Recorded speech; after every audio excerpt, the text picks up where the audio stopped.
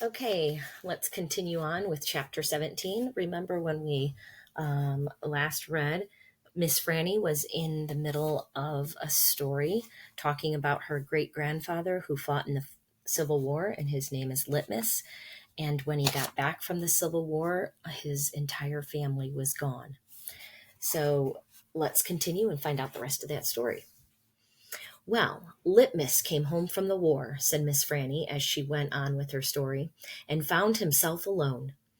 And he sat down on what used to be the front step of his house, and he cried and cried. He cried just like a baby. He missed his mama, and he missed his daddy, and he missed his sisters, and he missed the boy he used to be. When he finally finished crying, he had the strangest sensation. He felt like he wanted something sweet. He wanted a piece of candy. He hadn't had a piece of candy in years. And it was right then that he made a decision.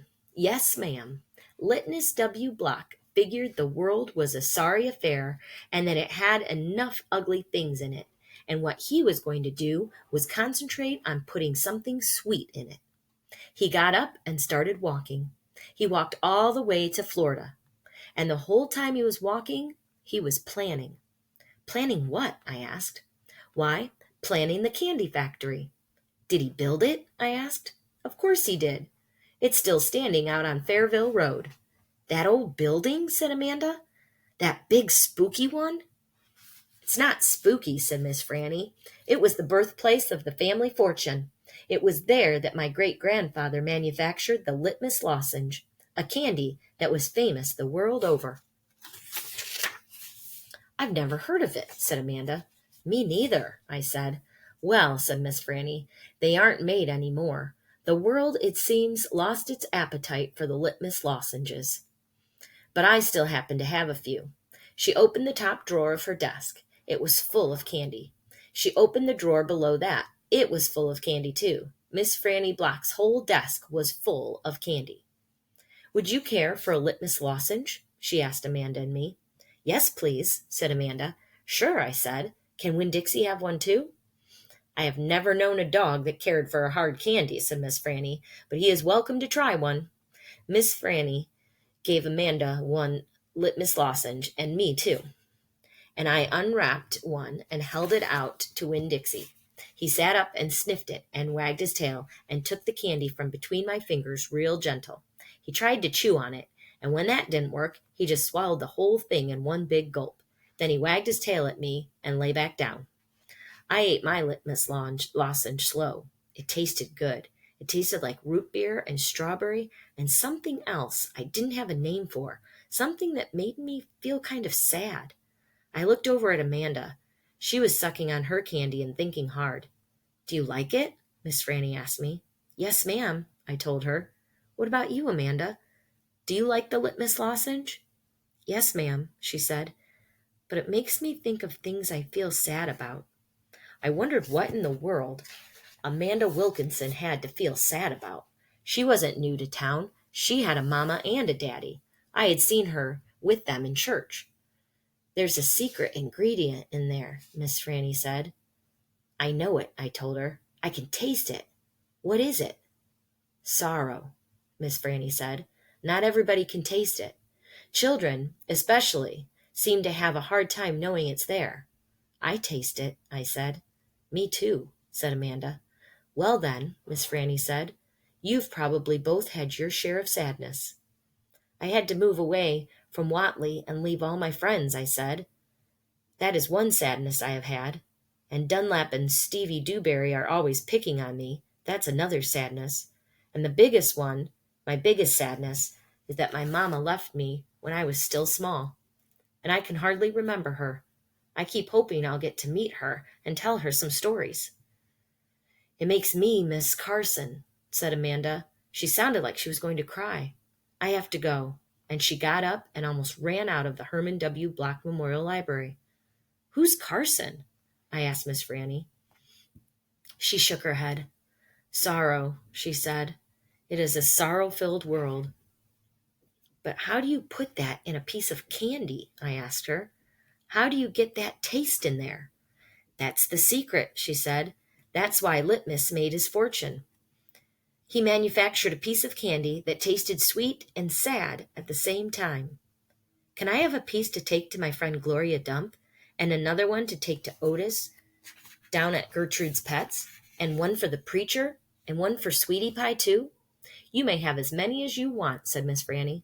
So I stuffed my pockets full of Litmus lozenges, and I thanked Miss Franny for her story, and I checked out Gone with the Wind, which was a very big book, and I told Winn Dixie to get up, and the two of us left and went over to Gloria Dump's. I rode right past the Dewberry's house. Dunlap and Stevie were playing football in the front yard, and I was just getting ready to stick my tongue out at them, but then I thought about what Miss Franny said, about war being hell, and I thought about what Gloria Dump said, about not judging them too hard, and so I just waved instead. They stood and stared at me, but when I was almost all the way past, I saw Dunlap put his hand up in the air and wave back. "Hey!" he hollered. "Hey, Opal!" I waved harder, and I thought about Amanda Wilkinson and how it was neat that she liked a good story the same as I did, and I wondered again, who was Carson? Chapter 18. When we got to Gloria Dump's, I told her I had 2 surprises for her and asked which one did she want first, the small one or the big one. "The small one," said Gloria. I handed her the Litmus lozenge, and she moved it around in her hands, feeling it. "Candy?" she said. "Yes, ma'am," I told her. "It's called a Litmus lozenge." "Oh, Lord, yes, I remember these candies. My daddy used to eat them." She unwrapped the Litmus lozenge and put it in her mouth and nodded her head. "Do you like it?" I asked. "Mm-hmm." She nodded her head slowly. "It tastes sweet, but it also tastes like people leaving." "You mean sad?" I asked. "Does it taste like sorrow to you?" "That's right," she said. "It tastes sorrowful, but sweet. Now, what's surprise number 2? "A book," I said. "A book?" "Uh-huh," I said. "I'm going to read it out loud to you. It's called Gone with the Wind. Miss Franny says it's a great book. It's about the Civil War. Do you know all about the Civil War?" "I have heard it mentioned a time or two," said Gloria, nodding her head and sucking on her Litmus lozenge. "It's going to take us a long time to read this book," I told her. "There are 1,037 pages." "Woo-wee!" said Gloria. She leaned back in her chair and crossed her hands on her stomach. "We best get started then." And so I read the first chapter of Gone with the Wind out loud to Gloria Dump. I read it loud enough to keep her ghosts away, and Gloria listened to it good. And when I was done, she said it was the best surprise she had ever had, and she couldn't wait to hear chapter 2. That night, I gave the preacher his Litmus lozenge right before he kissed me good night. "What's this?" he said. "It's some candy that Miss Franny's great-grandfather invented. It's called a Litmus lozenge." The preacher unwrapped it and put it in his mouth, and after a minute, he started rubbing his nose and nodding his head. "Do you like it?" I asked him. "It has a peculiar flavor." "Root beer?" I said. "Something else." "Strawberry?" "That too, but there's still something else. It's odd." I could see the preacher getting further and further away. He was hunching up his shoulders and lowering his chin and getting ready to pull his head inside his shell. "It almost tastes a little melancholy," he said. "Melancholy? What's that?" "Sad," said the preacher. He rubbed his nose some more. It makes me think of your mother." Winn Dixie sniffed at the candy wrapper in the preacher's hand. "It tastes sad," he said, and sighed. "It must be a bad batch." "No," I told him. I sat up in bed. Excuse me. "That's the way it's supposed to taste. Litmus came back from the war, and his whole family was dead. His daddy died fighting, and his mama and his sisters died from a disease, and the Yankees burned this house down. And Litmus was sad, very sad, and what he wanted more than anything in the whole world was something sweet. So he built a candy factory and made Litmus lozenges, and he put all the sad he was feeling into the candy." "My goodness," said the preacher. Winn Dixie snuffed the candy wrapper out of the preacher's hand and started chewing on it. "Give me that," I said to Winn Dixie, but he wouldn't give it up. I had to reach inside his mouth and pull it out. "You can't eat candy wrappers," I told him. The preacher cleared his throat.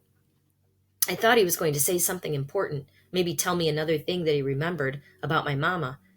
But what he said was, Opal, I had a talk with Mrs. Dewberry the other day.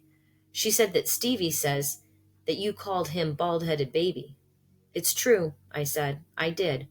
But he calls Gloria Dump a witch all the time, and he calls Otis retarded. And once he even said that his mama said I shouldn't spend my time with old ladies. That's what he said. I think you should apologize, said the preacher. Me? I said. Yes, he said. You. You tell Stevie you're sorry if you said anything that hurt his feelings. I'm sure he just wants to be your friend. I don't think so, I told him. I don't think he wants to be my friend. Some people have a strange way of going about making friends, he said. You apologize. Yes, sir, I said. Then I remembered Carson. Daddy, I said, do you know anything about Amanda Wilkinson? What kind of thing? Do you know something about her and somebody named Carson? Carson was her brother. He drowned last year. He's dead? Yes, said the preacher. His family is still suffering a great deal. How old was he? 5, said the preacher. He was only 5 years old. Daddy, I said, how could you not tell me about something like that? Other people's tragedies should not be the subject of idle conversation. There was no reason for me to tell you. It's just that I needed to know, I said, because it helps explain Amanda. No wonder she's so pinch-faced. What's that? Said the preacher. Nothing, I said. Good night, India Opal, the preacher said. He leaned over and kissed me, and I smelled the root beer and the strawberry and the sadness all mixed together on his breath. He patted Winn Dixie on the head and got up and turned off the light and closed the door. I didn't go to sleep right away. I lay there and thought how life was like a litmus lozenge, how the sweet and the sad were all mixed up together, and how hard it was to separate them out. It was confusing.